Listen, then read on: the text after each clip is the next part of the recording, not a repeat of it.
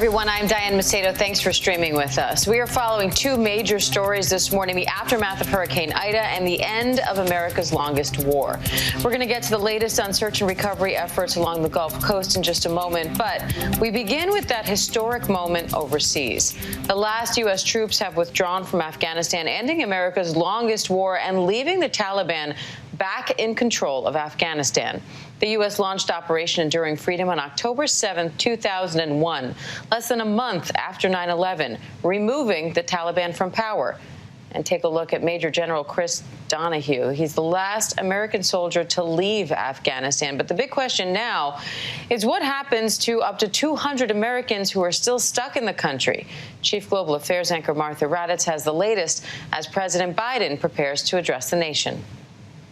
This is the last American service member out of Afghanistan. In this image released overnight, Major General Chris Donahue, who was leading the evacuation mission at Kabul airport, seen boarding the last military flight out of Kabul, nearly 20 years after he first deployed to Afghanistan in 2001. Those final flights departing Kabul, transporting all U.S. military forces and all U.S. diplomats, marking the end of America's longest war. The last massive C-17 like this one, packed with American service members, left Afghan airspace at 3:29 p.m. Eastern Time, just 1 minute prior to the August 31st deadline. Below, celebratory gunfire filled the air. Secretary of State Antony Blinken stopping short of labeling the Taliban as the legitimate Afghan government, but acknowledging the country is now in the hands of the Taliban. But Blinken saying he would be willing to work with an Afghan government. If we can work with a new Afghan government in a way that helps secure those interests, we will do it.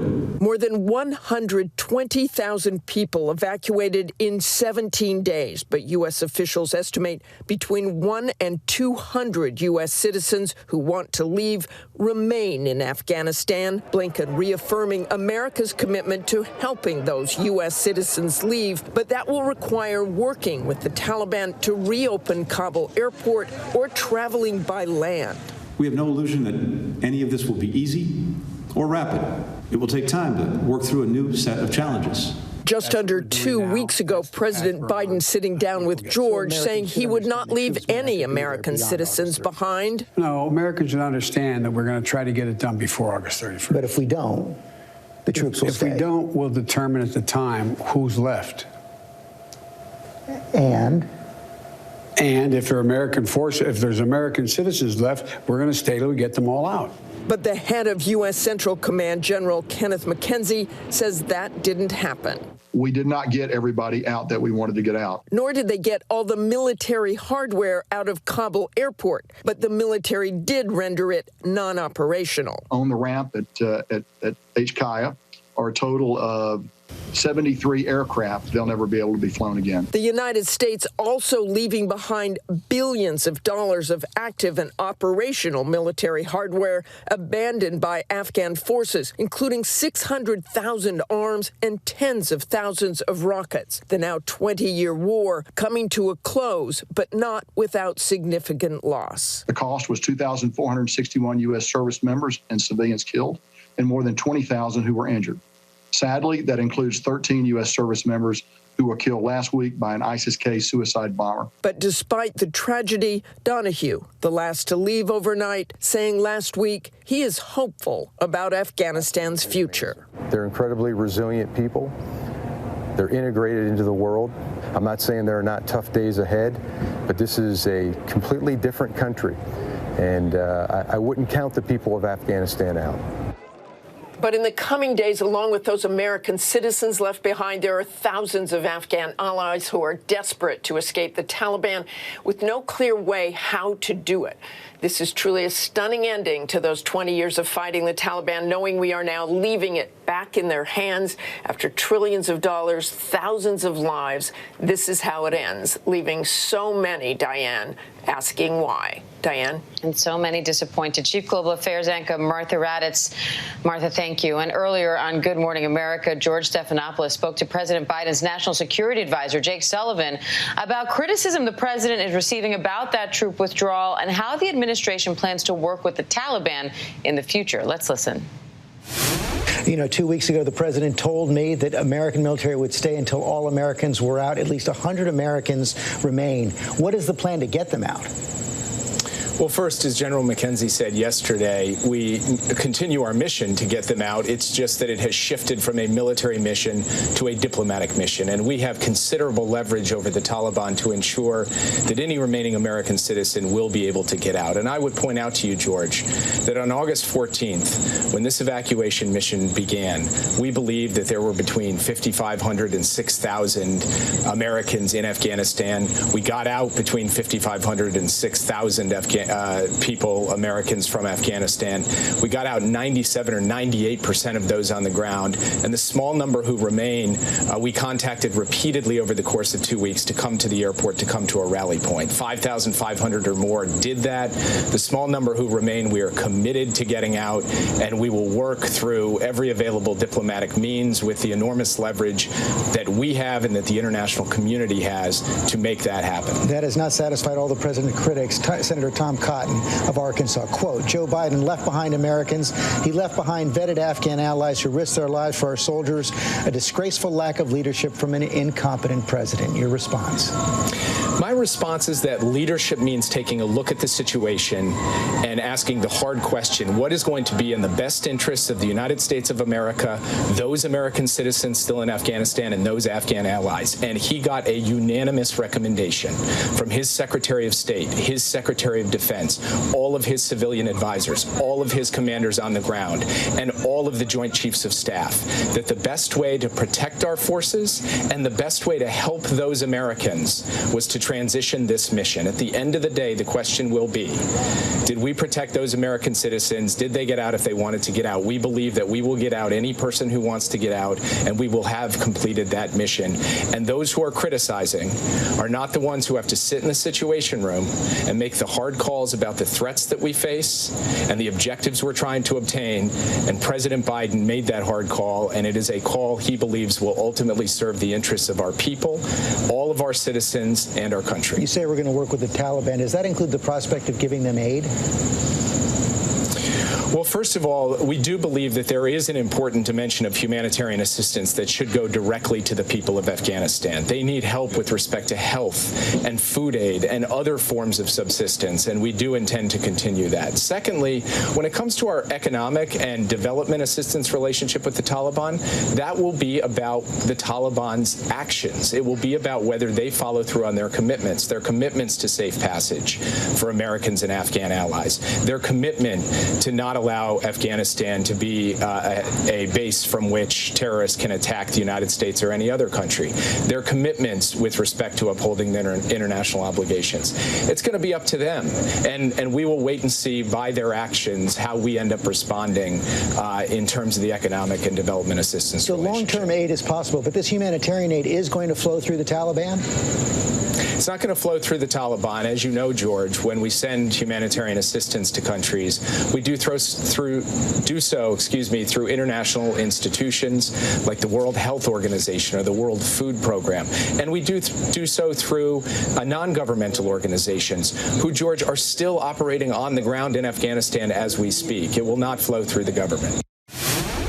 Our thanks to George and Jake Sullivan for that interview. Meanwhile, ABC News has just obtained exclusive video of the Kabul airport now abandoned after U.S. troops left the country.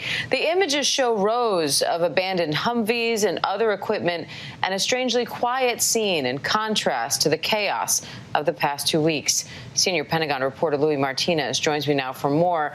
Louis, what happens to our weapons, our vehicles, our aircraft, the equipment, all that stuff now in Taliban hands? Is there any plan to recover or destroy that arsenal? Diane, most of that equipment was incapacitated. It was rendered inoperable. The term that General Frank McKenzie from the U.S. CENTCOM used yesterday was it was demilitarized. That means that they did something to make it inoperable in terms of its technologies. I saw some of the aircraft that they left behind. What they've done is they've rendered the consoles, they smashed them to bits so that they couldn't be used. They left behind some other, that high-tech anti-rocket system, the CRAM. They did something on the ground so that it would not be used by the Taliban as well. We're seeing images there of some of the aircraft. They had an A-29 Super Tucano. This was a propeller plane that was used by the Afghan Air Force, provided by the United States. Something has been done so that that plane cannot be flown again. So in terms of the numbers that we were provided yesterday by General McKenzie with CENTCOM, it was 70 MRAPs. Those are those large armored vehicles that protect against roadside bomb explosions, 27 Humvees, and 73 aircraft that range from helicopters that were used by the State Department to ferry their personnel across the country to those the Tucanos that I was talking about. So a wide range of mix, but what the United States did here was they ensured that they would be inoperable so that the Taliban could not be used and cannot use them. That's not the case with the American equipment that was supplied to the Afghan military that Martha mentioned in her piece. Lots of that has now gone into Taliban hands. Some of it may not work. Parts of it will, particularly the vehicles. There were tens of thousands of Humvees and Ford Ranger trucks that were provided to the Afghan military over the last 2 decades. One other thing, though, there were about 50 aircraft from the Afghan Air Force that were flown to Uzbekistan. They were not going to be returned to the Taliban. Now, Jake Sullivan says the administration is committed to getting the remaining Americans, they're estimating 100 to 200, out of Afghanistan. How is that going to happen? Well, the plan is the engagement with the Taliban up to a point. The Taliban had made commitments to the United States, and Sullivan said that the United States is going to hold them to those commitments, that once the airport in Kabul is reopened, with the departure of the American aircraft yesterday, the U.S. was in charge of the air traffic control of the airport, the landing and the takeoffs. That's no longer the case. So the Taliban is going to have to figure out a way to do that. They had reached out to Qatar and to Turkey to make arrangements to make that feasible. Once that happens, it's likely, we heard this from Secretary Blinken yesterday, that the hope is that that will enable charter aircraft to arrive at the airport to take away these American citizens who may still want to go. As we heard from Sullivan, these are individuals, about 100 of them to 200, who are dual nationals. That means they're Afghans who also have American citizenship. For whatever reason, they wanted to leave, but then made that ultimate choice not to, either because of security, family reasons. It's a whole variety of reasons, but ultimately, the opportunity is being made for them to leave now that the Taliban is in control of the airport, but it remains to be seen if the Taliban is actually going to hold up to that commitment. So what will the Pentagon's role be going forward as this mission shifts from a military one to a diplomatic one? Well, that's the key point. It's the shift from military to diplomatic. American officials yesterday were very, very clear that they have no more role inside Afghanistan. The U.S. military is effectively done when it comes to the operational role on the ground. They have nothing, no more equipment inside there that they can use. But what they are going to maintain is this over-the-horizon counterterrorism capability. This just means that they're going to be able to monitor terrorist activity potentially, and try to do so from through drone aircraft, try to do it gather through intelligence, and if they pick up notions that there is some kind of a terror attack that's being brewed against the United States, then they will launch drone strikes. Pretty similar to what we saw on Friday, the day after that deadly bombing at the airport in Kabul that killed 13 American service members. We saw there was a drone strike that killed an ISIS planner. That is potentially what the U.S. is going to be doing from now on inside of Afghanistan, but in terms of getting people out, this is going to be a diplomatic effort. It's not going to involve the military whatsoever. And the top Republican on the House Homeland Security Committee said on ABC News Live Prime last night that he's concerned Afghanistan will turn into a safe haven for terrorists under the Taliban. Take a listen. They couldn't stop ISIS even under the circumstances right now. So how are they going to be able to stop it going forward if they want to? And if they don't want to, we got a real problem. Let's not forget there's another group there that has been laying pretty quiet right now, but is ready to metastasize again, and that's Al-Qaeda, who Taliban refuses to tamp down and refuses to go against. So it stands to reason that every possible scenario that you see going forward is that this is going to return to a more of a terrorist safe haven, or the world headquarters of terrorism, if you will. So, Louis, how much more vulnerable are we to terrorist organizations without an active presence in Afghanistan? Well, Diane, it's more than just not having an active presence inside Afghanistan. It's not having a government that is willing to provide us intelligence on the ground. A part of the plan for the counterterrorism missions after the United States left was that there would be an active democratic government inside Afghanistan with its own intelligence apparatus, and that the U.S. would be able to continue to share intelligence to figure out whether there were, in fact, these groups, ISIS, Al-Qaeda, whether they were planning attacks against the United States.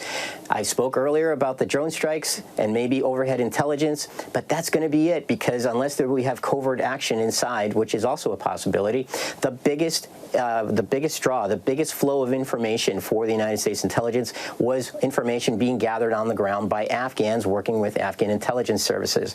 So that is going to be a limiting factor. And so, as the congressman said here, there is deep concern that this could become another safe haven. And you kind of heard that yesterday from General McKenzie. He talked about how when the Taliban, when they pushed towards Kabul, what they did was they opened up the prisons. Well, according to McKenzie, there were 2,000 hardcore ISIS fighters who are now out there and will probably regroup and plan further activities. And so that is a deep concern. So to the congressman's point, there is the concern about ISIS, but with the Taliban back in control, will they really hold up to that earlier commitment not to work with Al-Qaeda? That's another of the many unanswered questions that remain to be answered here, really. And only time will tell whether the Taliban really is different and will hold up to that commitment. Now, thousands of refugees have been taken to U.S. military bases around the world with this withdrawal. How long will they stay, and where will they go? No, that's a really good question, Dan. We're talking about 123,000 people that were airlifted outside of Kabul. The vast majority of those were Afghan civilians. We're talking about Afghans who were already in the pipeline to get those special immigrant visas because they had worked as interpreters with the United States. They brought along their families. There were other people who were what the U.S. military described as Afghans at risk. They maybe didn't work directly with the United States, but they were maybe worked with non-governmental organizations. They worked in the government. Something along those lines. Those people do not have the SIVs. That's the acronym for the special immigrant visas. So now they're going to have to be processed as refugees. That could take time. That could take maybe a year, maybe 2 years for these individuals. The people who had those visas in hand, they are being flown to these bases overseas, both in the Middle East and in Europe. And from there, the process has already begun of flying them into the United States. They will be temporarily housed in some military bases. Capacity is going to be up to maybe 50,000 over the next couple of weeks. But the goal is that those people, as they leave, as they get acclimated, and they will be finding sponsors and they'll go off into society. But those other people who were not in the pipeline, who have to get started with the refugee paperwork, it's possible that they could be in those countries in the Middle East and in Europe for a couple of years, depending on how long that process takes. The military is prepared to house them temporarily.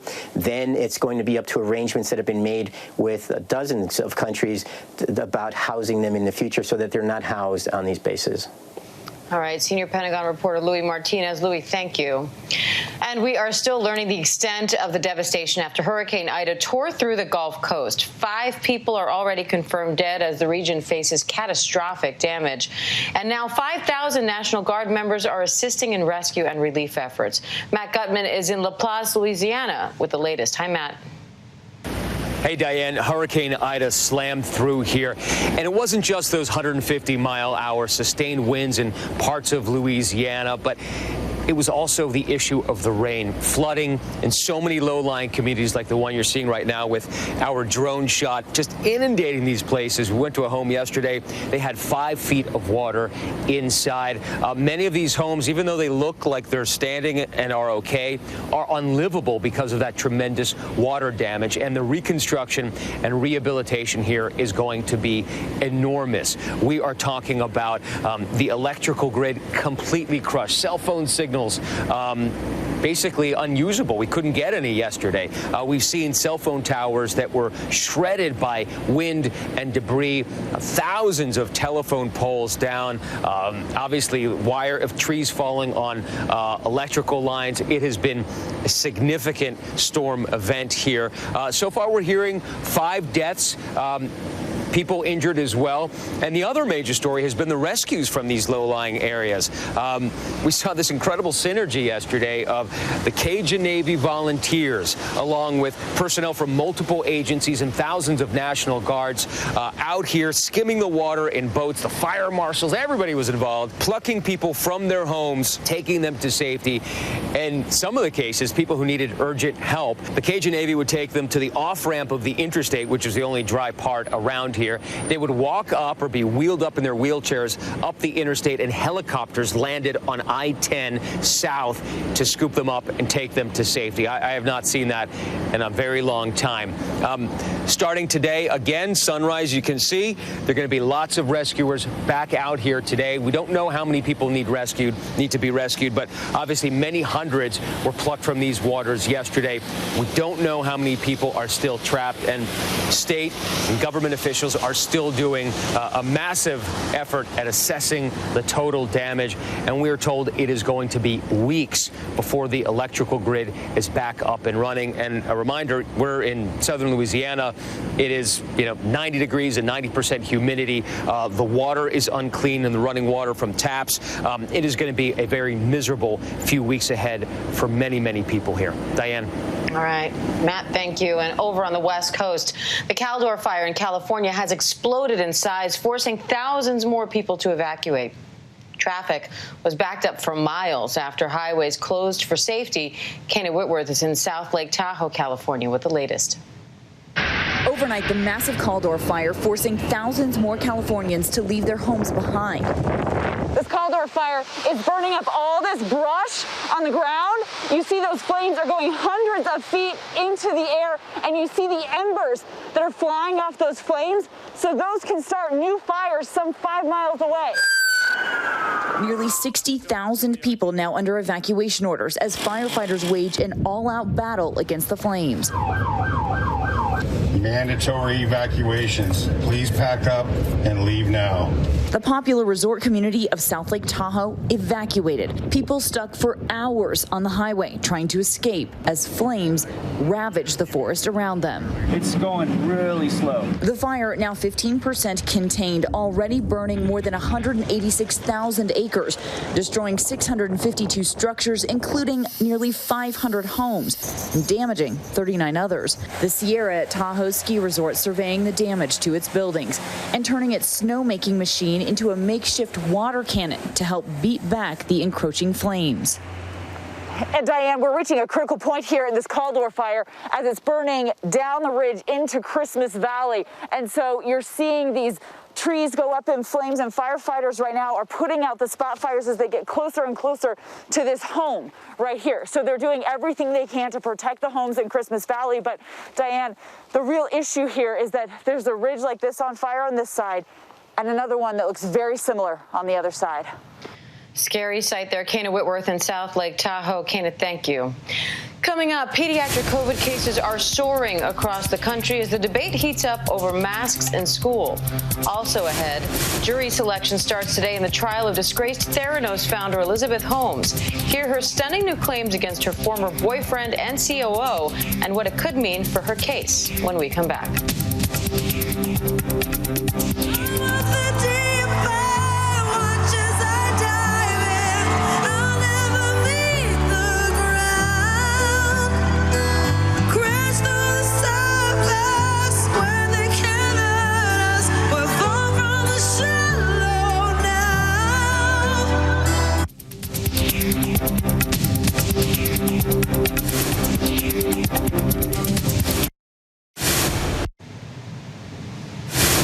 Welcome back to ABC News Live. The American Academy of Pediatrics is now reporting nearly 204,000 new COVID cases in children in the last week.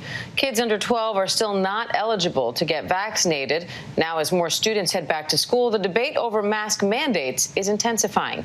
ABC's senior national correspondent Steve Osunsami is outside the CDC with more.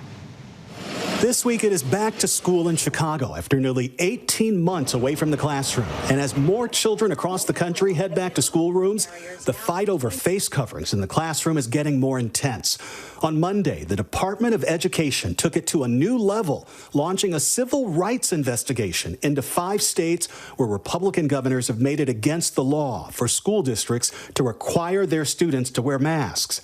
The government is accusing Iowa, Oklahoma, South Carolina, Tennessee, and Utah of discriminating against students with compromised immune systems and other issues that make those students more vulnerable to catching the coronavirus. For now, the feds say that they're ignoring states like Florida, Texas, Arkansas, and Arizona, where they have similar laws, but they're tied up in court. We know the spread of COVID happens when masks are not being used. We need to get those students back in because many times those are the students that really require the most support. Last week, there were nearly 204,000 new cases reported of sick children, the second highest week on record. What we know is that the risk of COVID is far greater than any concerns that parents should have about masking. Masking is a simple weapon that we have to making sure that we have a school year that is successful for all our kids. That simple weapon is dividing school systems and their parents who are screaming and yelling at school board meetings across the country and staging protests outside school offices. Unmask our kids! At this school board meeting in Florida, where they just recently required students to wear masks, it got physical. All of this on live television. There's a post from the former Secretary of Education that's getting a good deal of both praise and criticism this morning. Arne Duncan worked under President Obama and compared people fighting face coverings to suicide bombers at the airport in Afghanistan, saying that they both blow themselves up, inflict harm on those around them, and are convinced they are fighting for freedom. One thing that, of course, could help ease concerns is making young children eligible to get the vaccine. And there are some who hope that the government can get to that point by this winter. Diane. All right, Steve Osunsami. Steve, thank you. And let's bring in ABC News medical contributor Dr. John Brownstein of Boston Children's Hospital for more on this. Dr. Brownstein, as always, thanks so much for being here. We heard there in Steve's piece, the Department of Education is launching a civil rights investigation into 5 states where governors have banned schools from requiring masks. What do you make of that? Yeah, this is really concerning. You know, it's so important to get our kids back in classrooms. I think we all agree. And that masking is just a simple tool to get kids in class safely. And CDC recommends it for everyone in schools. But what's happening here is the Department of Education is saying the banning of indoor mask mandates particularly discriminates against students with disabilities. You know, we're particularly concerned about kids with immunocompromised conditions or medically vulnerable, and they're the ones who would be unfairly targeted by increased risk of COVID in classrooms. And unfortunately, those kids would have to stay home. So we're concerned about all these children, about rapid increase in cases among our classrooms, and this is why masking is just that simple tool to get our kids in classroom. I think we all agree with that, and it's because majority of our kids are unvaccinated, and they will be the main host for spread. And so again, we know masking in classrooms limits transmission, and if the aim is to get kids in classrooms, that's what we have to do. Last week, there were nearly 204,000 new cases in kids. There's been a 427% increase in pediatric cases over the last month. So are you seeing an impact at Boston Children's Hospital, and how concerned should parents be right now? Well, I'm overall definitely very concerned about the rapid increase in kids. It's the most significant we've seen since the beginning of the pandemic. And this is just as kids head back into classroom. At Boston Children's, we're not really seeing that increase yet because we haven't seen that overall surge in the Northeast. But overall, we have a concern across the country. Of course, the concern is that, kids, will get infected, not necessarily as severely ill as adults, but overall, with more transmission, more Delta variant spreading, we will see that. And so what we think right now is that we have the tools to keep our kids safe. I mentioned masking, but it's also social distancing, ventilation, testing. We can implement that in the classrooms. And of course, getting those that are eligible for the vaccine vaccinated. This is what we have to do coming into this year if we're going to keep our kids safe. Now, we're also hearing the CDC is now saying that they're seeing a slight drop in the vaccine's efficacy at preventing hospitalizations, particularly among older people. So how concerned should we be about that? Should we be looking to get boosters, for example, sooner than 8 months after the second Pfizer or Moderna shot? Yeah, so we have to remember this is data from Pfizer. It's not peer-reviewed. It did show that the vaccines were declining in efficacy for severe illness to about 84%. They had max efficacy about 1 week to 2 months after receiving the second dose. We are seeing that waning of immunity. This is something we expect with all vaccines. It's not super surprising. We also saw data from Israel. But even at 84%, these are amazing vaccines. And yes, we have to be considering boosters potentially because that efficacy is dwindling, because we want to restore efficacy against Delta, and we want to just reduce transmission and less long COVID. But we have to remember, it's not a cliff. It's not 6 months or 8 months. We recognize the fact that immunity wanes gradually over time, and 8 months actually may be a more effective timing. We just don't know, and we need that data. The FDA has yet to approve boosters for the general population. We're waiting for that. But in the meantime, we have to keep messaging these vaccines work, and it's those that are unvaccinated that really need to get that shot right now. And then, of course, we're slowly approaching cold and flu season now. So when should Americans get their flu shots? Does the timing of when you got your COVID-19 vaccine impact that at all? Yeah, I'm very concerned about a flu season. We've not had a bad flu season in a couple of years, and now we have reduced immunity. We have a flu season coinciding potentially with a surge in COVID. Getting your flu shots around September, October, get it as soon as it's available to you. That may be around the same time as boosters. What CDC is saying is that you can get them at the same time. If you can space it, that's great, because then you can, if you have any adverse event, we'll know which vaccine was at play. But the real important part here is to get both of those vaccines. We don't want to have what we call a twindemic, surges in flu, surges in COVID. Our hospital systems can't cope with that. So we all have to do our part to reduce transmission in the community this fall. All right, Dr. John Brownstein, always great to have you. Thank you. Thanks so much. And jury selection begins today for the trial of Theranos founder Elizabeth Holmes, accused of a multi-million-dollar scheme to defraud investors. Holmes was originally charged in June of 2018, but now we're learning of new accusations she's launching against her former boyfriend and COO. Rebecca Jarvis has more. Feel like you can get a fair trial here? This morning, as jury selection in her criminal fraud trial begins, bombshell allegations by Theranos founder Elizabeth Holmes made public, alleging emotional, physical, and sexual abuse at the hands of former boyfriend and COO, Sunny Balwani. Do you swear to tell the truth, the whole truth, and nothing but the truth? I do. Recently unsealed court documents revealing Holmes's attorneys plan to allege at trial she was the victim of a decade of abuse. The court filings alleging Holmes and Balwani had an abusive, intimate partner relationship, that he exerted psychological and emotional control over her over their 10-year relationship, that he allegedly controlled what Holmes ate, how she dressed, how much money she could spend, and who she could interact with. Sunny Balwani adamantly denies these allegations, according to court documents. This is a huge deal. It is an absolute bombshell. Elizabeth Holmes is essentially alleging a decade-long history of systematic abuse by Balwani in the form of he controlled every aspect of their relationship. We will change our lives and our world. Holmes, once the youngest female self-made billionaire, known for her distinctive voice, comprehensive laboratory tests from a tiny sample, and black turtlenecks, set out to change healthcare with her blood testing technology. But now she stands accused of a multi-million-dollar fraud.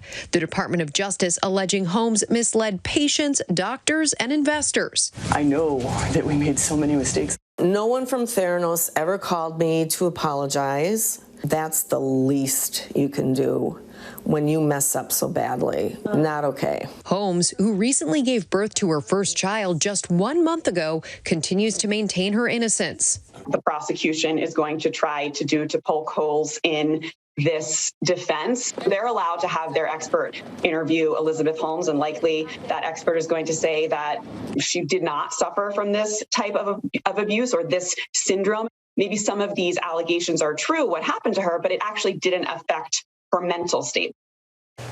The trial is set to run for the next 14 weeks. The judge has built time into the schedule so that Elizabeth can care for her newborn baby, and will be following all the courtroom action, talking to witnesses and experts every step of the way on the new season of the Dropout podcast. Diane? Looking forward to listening. Rebecca Jarvis, thank you. And let's bring in ABC News contributor Shauna Lloyd for more on this. Shauna, thanks for being here. What do you think of this defense strategy? It's definitely an interesting one in this particular case because what they're trying to attack is her ability to have formed the requisite intent to defraud. That's really what this defense is about. And it's very interesting. You don't often see this type of move with this particular type of case. Now, what do you think the prosecution's response to all of this is going to be? The prosecution is going to point very heavily to the statement she made, that this is not just puffery. This was someone who, even if she was in some form of an abusive relationship, that it didn't actually affect her intent, that she was aware and that she was knowledgeable and intended to make statements that were misleading and fraudulent in nature. Now, there's a pretty long track record here for Elizabeth Holmes. Whether you listen to The Dropout or you've read about the story in other places, I mean, people are digging back into her past to college, in some cases even high school. So given how much of a track record there is here, how substantial do you think this argument is by the defense, and how strong can the prosecution's response be when they try to look at her past before she started dating Sunny Balwani? It's interesting that she is such a public figure and she's made so many statements, appearances, and she's someone that was very much in the public eye. So that gives the state a lot of fodder to go through and a lot of things that they can use to combat the statements that the defense is going to make. The defense is going to probably pull more personal information out. You know, I don't know what type of evidence they're going to use to corroborate this allegation and this defense that she was under this type of mental influence and that she did not form this intent to mislead. She wasn't aware. It was all her partner's doing. So it'll be interesting to see what they bring in. But the state has a lot of information on Miss Holmes because she just was such a public figure. She made so many statements on her independently that it'll be interesting to see how the defense tries to substantiate their claim. And we're looking at some footage of her arriving to the courtroom this morning. Do you think as we watch this trial play out, will she take the stand? That's always a conundrum for defense attorneys, because typically as a defense attorney, your tendency is not to want to open up your client to that line of questioning. Once she opens the door, the prosecution will be able to bring in her previous statements and other things that can be extremely damaging. Also, your client may or may not be persuasive to the jury. You don't know what their appeal is and how the jury is going to take what they're saying. So it's a very dangerous move. But in this particular type of defense, when you're stating that you were under undue influences by your partner, the jury's going to want to hear. They want to hear the experiences you had, and they're going to want to hear how it is he was able to exert this type of influence over her life. And so I think it'll be very hard to put this defense forward without having her come to the stand.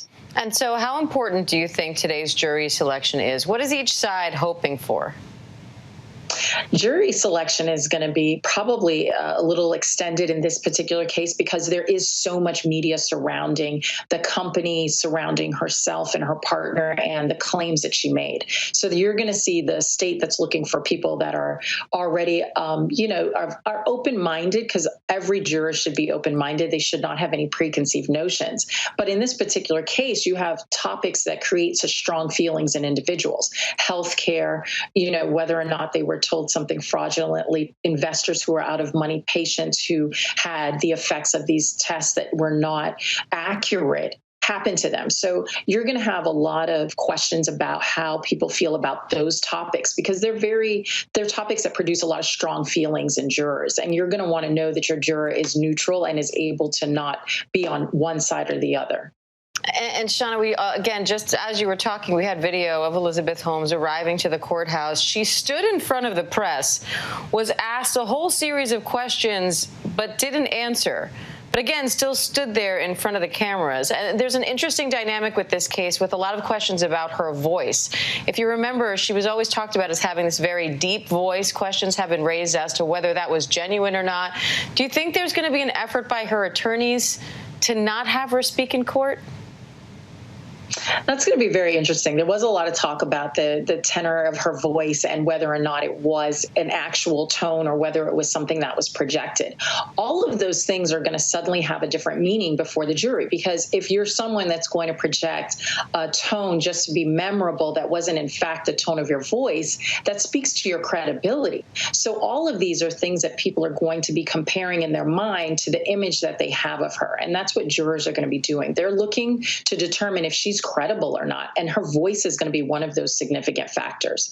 Her defense attorneys are going to try to make sure that they maintain the image that this is someone that was in this relationship, that these things were in fact true. She believed what she said. She did not have the intent to defraud anyone. So you're going to see them be very careful about the image that she's portraying, including how she's speaking and whether she speaks at all.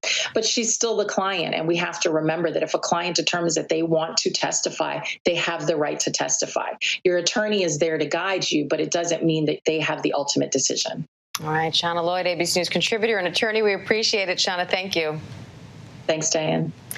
And coming up, President Biden will address the nation today after the last troops left Afghanistan. We have what to expect and the latest on Afghanistan after this short break.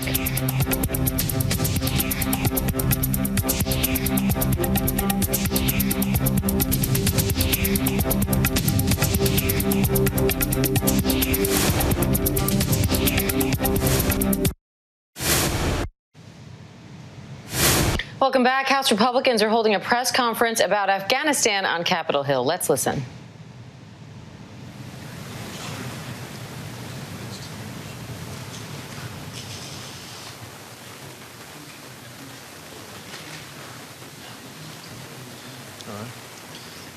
Thank you for joining with us today.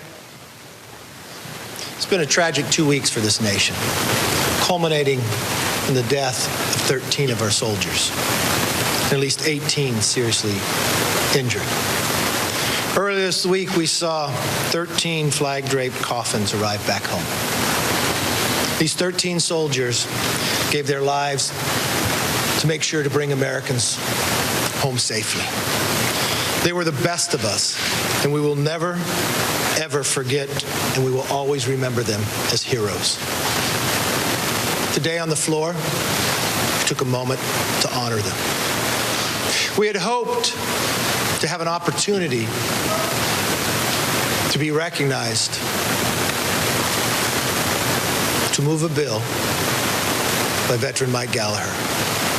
It's very simple what we're requesting. We listened yesterday to General McKenzie say American troops have left Afghanistan, but we did not get everybody out that we wanted to get out. I heard the Pentagon say the time just wasn't there to get more Americans out. But let me be crystal clear. This isn't the U.S. government's timeline. It's the Taliban's timeline. Mike Gallagher's bill does 4 simple things. What is the plan to bring Americans home safely? Not some, but every single American.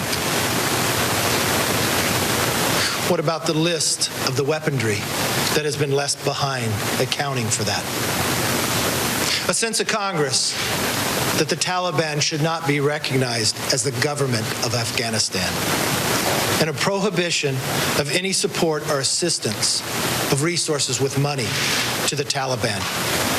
Every member with me today has that simple question. The majority of every member behind me is a veteran. What is the plan to get Americans out? Never in my lifetime would I ever believe America would have an administration knowingly make a decision to leave Americans behind. Whereas just 2 weeks ago, the president promised this nation that he would not leave until every single American was out. We're 2 weeks away of the 20th anniversary of 9/11. We now have Americans stuck in Afghanistan, the Taliban in charge, with more weaponry than they've ever had in the past, and a border that is open. Speaker Pelosi, now was not the time to act like you could not see us on the floor. Now was not the time to hide. We are a co-equal branch. Now is the time for leadership in Congress, and we will lead. With that, I want to bring up Ranking Member Mr. Boss. Thank you, Leader. Ladies and gentlemen, we watched this week as Americans left the field after 20 years. My son served there, and thank God he came home. But we know also that there were 13 members that didn't come home as of this last week, on top of what was already over 2,000 lives that had been lost there. But if you ask each one of the veterans who have served, what is one of the things we never, ever do? We never leave our Americans behind. That's right. And we've left Americans behind. Even to the point that here today we wanted to say, in what we can do, which is through legislation, as how Congress feels, that we want to make sure those Americans come home, and the other issues that we're trying to deal with. Let me tell you this as well. Over the last few weeks, since the 13th, the uptick that has occurred on the veterans that are here, that are concerned, that would love to do anything they could to get those people out, it is weighing on them heavily. We have seen an increase of 7% on the call-in for the hotline, for the suicide hotline for veterans. We saw a uptick of 40% on the text line and a doubling on the chat line. There's clearly veterans out there struggling here at home as well. Now, I want to make sure that you know, and everyone here knows and understands, that the veterans themselves should not feel that their service was in vain. What they did was they protected this nation, and they protected this nation for 20 years from any terrorist attack. But it is vitally important that if you have a loved one who is a veteran, or a friend that is a veteran, that if they are in need, that they should call the hotline at 1-800-273-8255 or text 838-255. We want to be there, we want to serve them, but we also want to get our American citizens out of Afghanistan and do it as quickly as possible. And with that, I want to yield to the ranking member, Mike McCall. No, thank you so much. Thank you, Leader. Thank you to all the veterans behind me. Several weeks ago, I said that this president will have blood on his hands. This week, we had 13 servicemen come home in flag-draped coffins at Dover Air Base. Last night, our planes left in the middle of the night. We left Afghanistan as the Taliban celebrated their victory. And we've all seen the images and how sickening it is that we had an unconditional surrender to the Taliban. This president announced a complete withdrawal with no conditions, time certain. That was a surrender of the United States to the Taliban. Now they are celebrating their victory over the United States of America. I never thought I would see this in my life. It's embarrassing, it's shameful, it's wrong to our veterans who served so well. We've emboldened our adversaries, and we've weakened our alliances. As has been said, the military has a saying, no man left behind, no one left behind. What is so hard to watch, and I spent this last weekend on the phone, as many of my colleagues did, with State Department, DOD, White House, trying to get these people out last weekend, trying to get our Afghan partners out, American citizens out. Four school buses of young girls that were adopted in the choir at the University of Afghanistan, only to be turned away. To what? Into the hands of the Taliban, into enslavement. These interpreters have a target on their back, and the ones that we couldn't get out have a death sentence on them. The sad thing is many of them got through the Taliban perimeter. Our own United States government stop them from getting into the airport to safety. This is not the United States of America to turn our backs on Americans. And we call upon the president to get them out of there and get them out now. This was not an intelligence failure, as the administration will tell you, as they blame everybody but themselves. They made this decision. The intelligence community got this right. We got the briefings starting last May about what exactly was going to happen. They predicted this. This president ignored the advice of his own top generals and his own intelligence community, but rather went with his politicos in the White House. This was a political decision, pure and simple, that has ended with the lives of many. There were Americans that were so fed up with our government's evacuation that they began their own operations. They began their own operations called Pineapple and Dunkirk. They are the heroes. These task forces that got Americans and the interpreters out to safety when this administration wanted to leave them behind. We have sent a letter of preservation to the Department of State, to our intelligence community, and to our Department of Defense to preserve all documents, because we will, and we want the Democrats to join us, but we're going to do it with or without them. We are going to investigate this and exercise our constitutional authority of oversight to get to the bottom of how did this get so wrong? How did this get so bad? So let me conclude by saying to our veterans who served, and I chaired Homeland for a long time, you served us well. It was worth something. We didn't have a 9/11 scale attack since 9/11.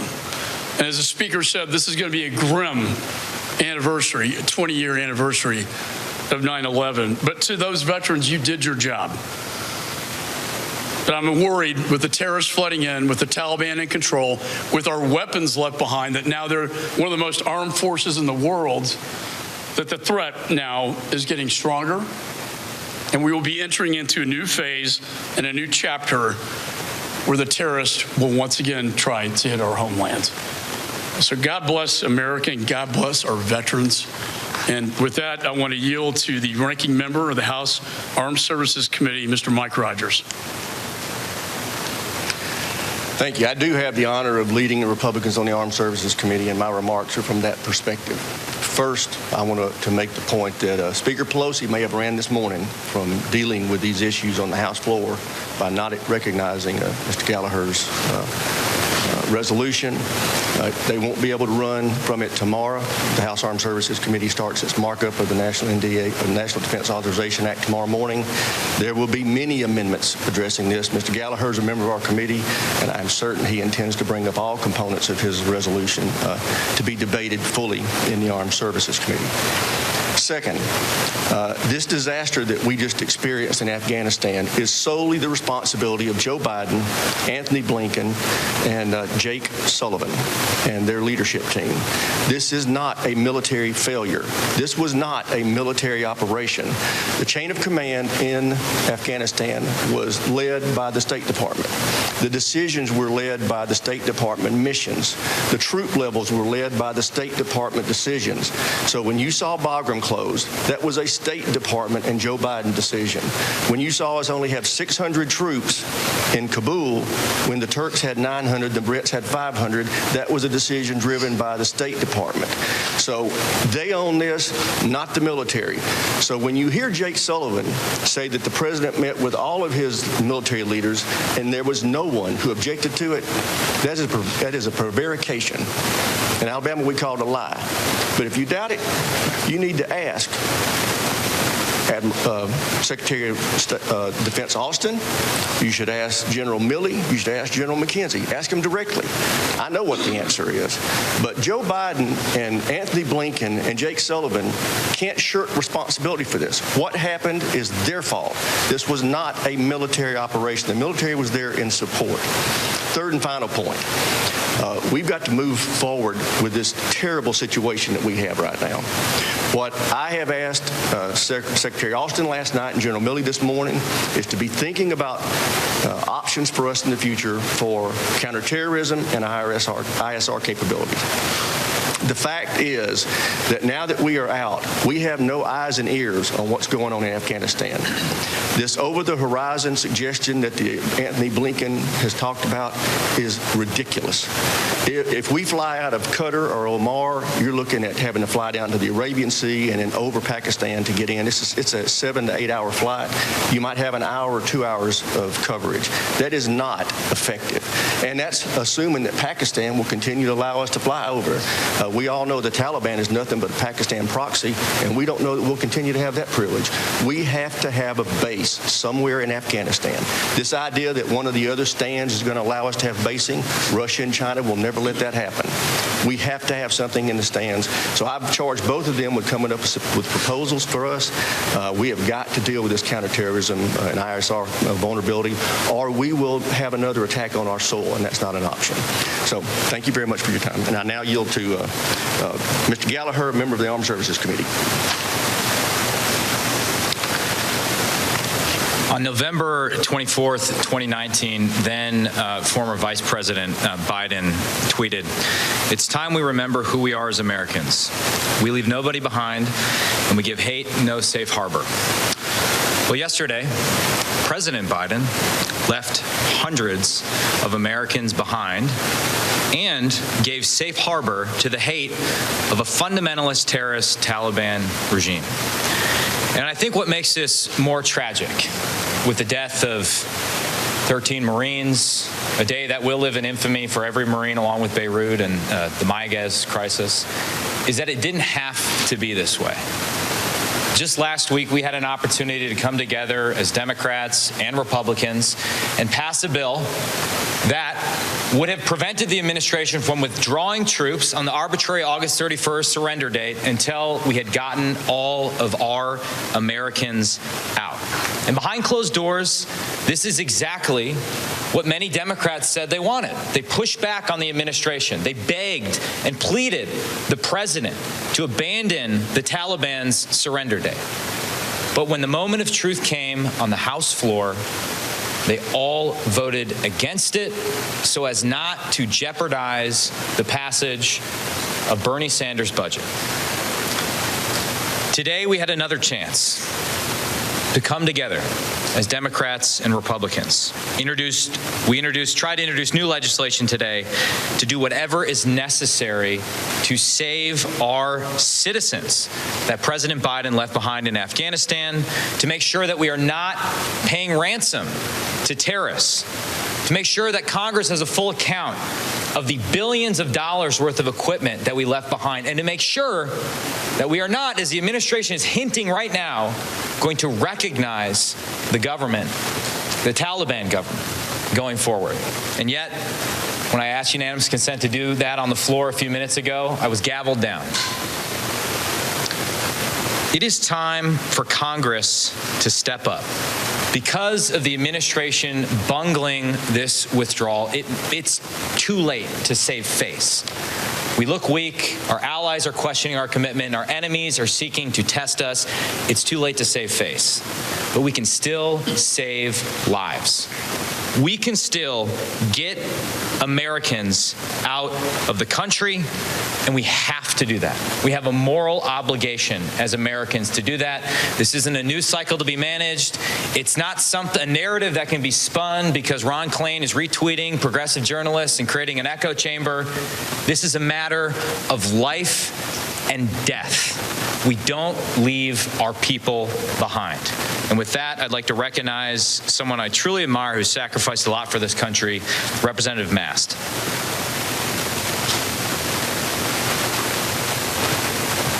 As every veteran will tell you, the most important thing you bring into battle is why. The why for this battle that we're talking about today, that Representative Gallagher just spoke about, is very simple. To protect lives, to save Americans, and very pointedly this: every American, every one of us in this room, everybody in government is being lied to. When they send somebody out to the podium, when they send Blinken out to the podium, it's to lie to the American people. Flat out. When he says the terrorists promise that they won't let other terrorists in, that's an example of him lying to the American people.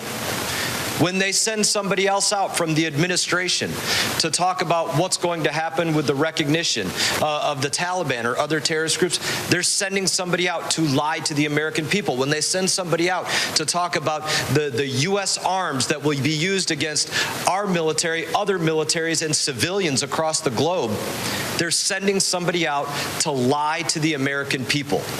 That is why what Representative Gallagher and every veteran up here and every member of our body is acknowledging. These lies can't be the way forward. They have to come to an end immediately, and this has to be the moment that they are accounted for. It's in that I'm going to move to an incredible veteran, somebody that I respect a great deal, Representative Green.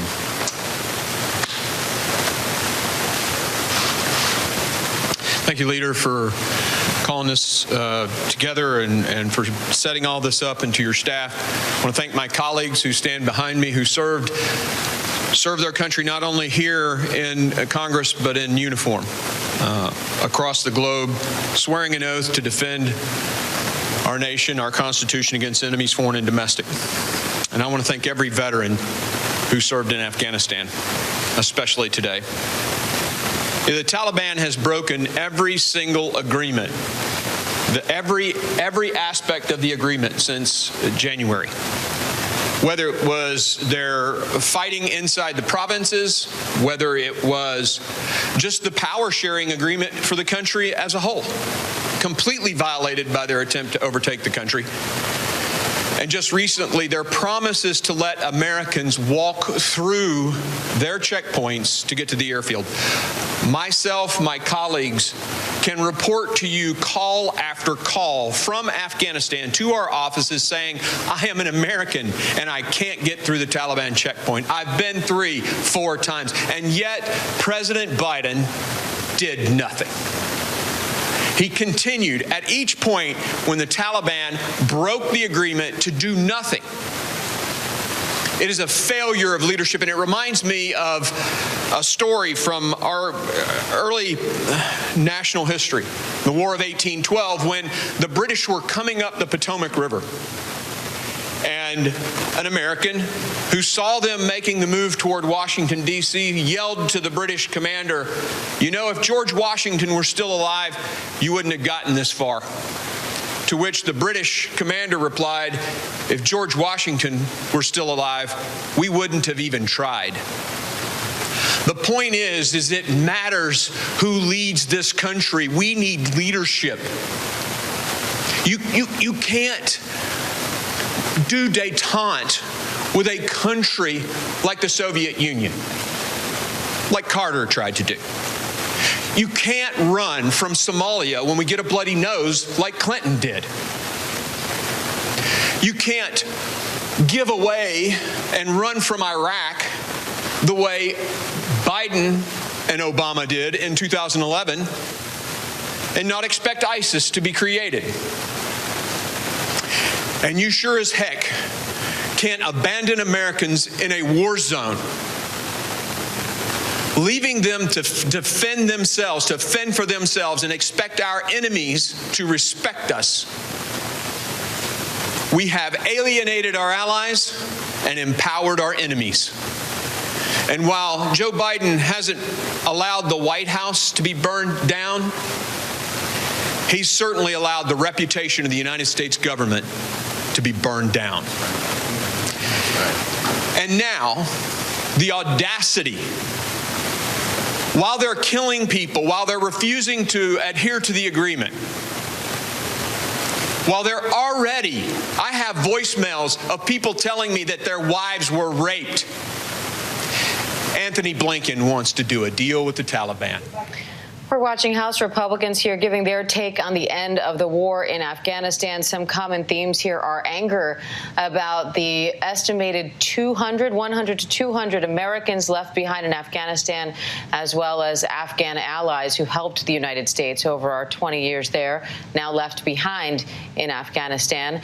And also concerns about the potential for terror threats to now grow from the area. I want to bring in ABC News political director Rick Klein, who joins me now for more on this.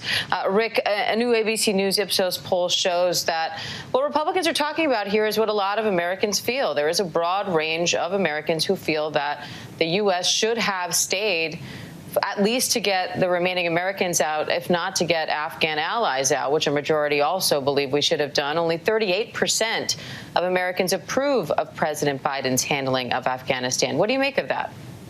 Well, a lot of them are pointing to a comment that President Biden made to our colleague George Stephanopoulos 2 weeks ago when he appeared to agree with the notion that U.S. troops should be there as long as there are Americans on the ground. Yesterday's announcement from the Pentagon was included in that was the acknowledgement there are a couple of hundred Americans who are still in Afghanistan, and that the issue now is a diplomatic one and a very difficult one to get those Americans out, to say nothing of the countless Afghans who are helpful to the U.S. mission, foreign nationals of some sort. So this becomes a very difficult issue for Biden to square. I'm curious to see how he handles it in his address to the nation later this afternoon. He left it to his military and diplomatic advisors yesterday to outline this. But this is Republicans feel very united on the singular fact of Biden messing this up. Let's say it that way. They are less clear on what should be done moving forward. And we're going to see some more legislative solutions brought forward from the Republican side in the coming days. But right now they are pretty fired up, and they are pointing to not just polling, but the president's own words. Well, and there seems to be two, if not three parts to this. One, concerns over those left behind, concerns over the terror threat that might exist without an active presence in Afghanistan. But also, as you mentioned, the president's broken promise. In his own words, he told our own George Stephanopoulos, we will stay as long as it takes to get all Americans out. And of course, that didn't happen. So what do you expect to hear from President Biden on this later today when he addresses the nation? Well, I think for starters, he's likely to reiterate what he has said about how this was a decision he didn't want to leave to a future president, that any end stage would be a messy one, that there would be an inevitability of some chaos, maybe even inevitability of some loss of life. That said, I think he's got to emphasize that there are still going to be active efforts on the diplomatic front to get Americans out.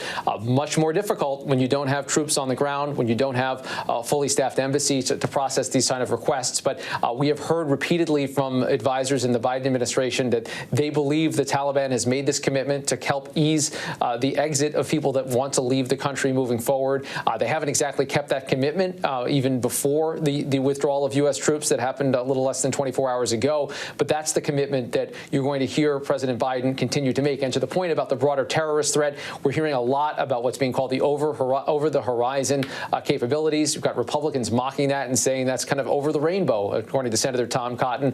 But we've already seen some attempts to strike back at terrorists that claimed responsibility for the attack that killed 13 Americans last week and more than 100 Afghans. That's the kind of thing that President Biden is going to say we can continue to do. We do it in countries around the world. Just because we don't have an active U.S. military presence in Afghanistan doesn't mean we are blind there or incapable of doing what we need to do to protect our nation and others against terrorist attacks.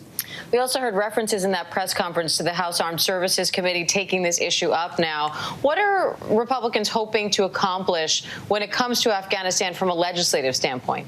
Yeah, so this will start tomorrow, and it should be pretty interesting because it's the first tangible aspect of the rhetoric we've seen from Republicans, the critique of Joe Biden. They're going to be offering amendments to the National Defense Authorization Act. It's one of those so-called must-pass bills. Everyone in Congress knows it's going to pass. But, of course, what it looks like is still open to interpretation. And Republicans are hoping to pick up some Democrats on some uncomfortable votes, some things that might tie the hands of Democratic lawmakers, put them in a very difficult position of saying, no, we don't want a full accounting, say, of what the Biden administration is doing, putting them on record opposing a reintroduction of U.S. forces, that sort of thing. One thing Republicans are looking to do is to put more money into Pentagon spending that even Joe Biden has recommended. So they're promising dozens, maybe 50-plus amendments when the debates on that start tomorrow. But the other other side of that is that there are Republican divisions on what should be done. Keep in mind, President Trump is the first one to have set the troop withdrawal deadline. He bragged about it even as an ex-president, saying that what are you going to do? Just keep us another 20 years in the country?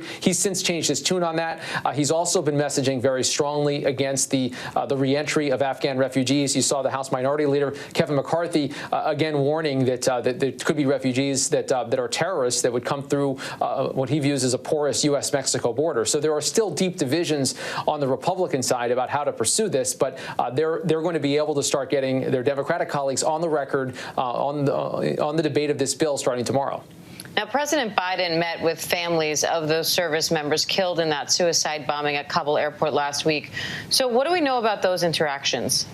Yeah, look, there's a really terrific read in the Washington Post by Matt Visor that details some of the interactions that these families had. Some of them were avowed Trump supporters. Some of them were skeptical about taking the meeting. A couple of them recount how they did it because they wanted to look the president in the eye. And the general impression of President Biden out of that meeting, out of these accounts, is not a flattering one. Several of the family members talked about President Biden checking his watch repeatedly during the meeting, talking at some length about his late son, Beau, who was a service veteran, although died of brain cancer after his deployment. They felt like there was a lot of talk about that and less talk about their particular loved one. So they gave some degree of credit for Joe Biden for being there, for engaging with them. But in terms of the particulars of it, there was a kind of weariness, even an outright anger among some of the family members that they didn't see a president taking more full responsibility or more focused on the moment of their particular grief, which is surprising when Joe Biden is concerned. He is someone that is known for that connection, for being able to relate to people on a human level, including over grief, given the tragedy in his life. But some of those efforts did not appear to go over well, at least with these family members. Now, National Security Advisor Jake Sullivan says all of the president's military and diplomatic advisors were unanimous that this was the best way forward. But of course, we know he's getting criticism from all sides here. So is there any second guessing going on within the administration? No doubt. And I think that statement, I think, glosses over the fact that there really are two different decisions that Joe Biden made here around August 31st. The initial decision months ago to move ahead with the troop withdrawal, there was lots of indications that he was getting intelligence and advice that suggested that wasn't a good idea. He solicited the opinions of members of his national security team, members of his cabinet, military leaders. They made those opinions known. And when they didn't end up getting their way, those military leaders went ahead with the mission. That's the reporting our colleague Louis Martinez has been hearing quite a bit over the last couple of weeks, that he did solicit those opinions, and they weren't necessarily unanimous. What's different, though, is that inside the last week, when it became clear that not all Americans would be evacuated, and then, of course, with the terrorist attack that slowed the exit of some Afghans and Americans last week, would there be any reconsideration of that deadline? And ultimately, on that point, what President Biden is saying is there was unanimity, that they couldn't push it back, that they couldn't guarantee the security of American personnel. The Taliban was then, at that point, as the controlling government, essentially de facto in Afghanistan, was insisting on that deadline being kept, that there was much more risk than reward to pushing it back. And on that point, once the initial decision had been made by the president, that's where he talks about that unanimous opinion that it needed to be carried out in that way. So I think there's some glossing over the facts that probably isn't appreciated by people that were giving different advice. And there's no question that publicly and privately, the Biden White House was getting information that did not come close to being true in terms of the speed of the Taliban takeover, in terms of the capabilities of the Taliban, and even in terms of the intelligence around the terrorist attack last week, even though there were glaring warning signs around a potential terrorist attack around the airport in Kabul. There was nothing that could be done about it ultimately, and we had that tragic event of less than a week ago. So how will the administration deal with the Taliban now as the ruling power in Afghanistan?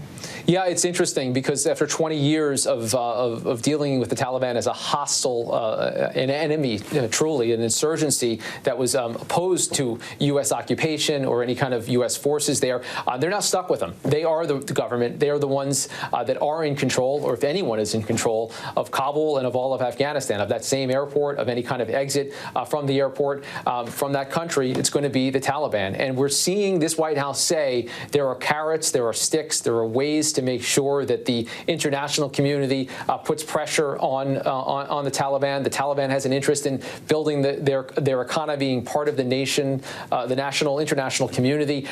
Not clear that they're going to necessarily respond to those pressure points. We've heard perhaps encouraging things from the Taliban, but we know what they're like. We know their persecution of women, of minorities, of religious minorities. We also know that they have in the past not really cared much about public opinion outside of Afghanistan, and of course they have ISIS-K as a threat in their backyard. So right now the White House is stuck with dealing with the Taliban, of essentially taking them at some kind of word, even as they say they're not. The efforts to get U.S. personnel and Afghan allies out of the Taliban are only as good as the Taliban's cooperation. All right, ABC News political director Rick Klein. Still a very complicated situation. Thank you. Hey, my pleasure. Thank you. And that does it for this newscast. I'm Diane Macedo. Thanks for joining us. And remember, ABC News Live is here for you all day with the latest news, context, and analysis. I'll see you back here at 2:30 p.m. Eastern with Terry Moran for a special edition of The Breakdown as we preview President Biden's address to the nation. Stay safe, everyone.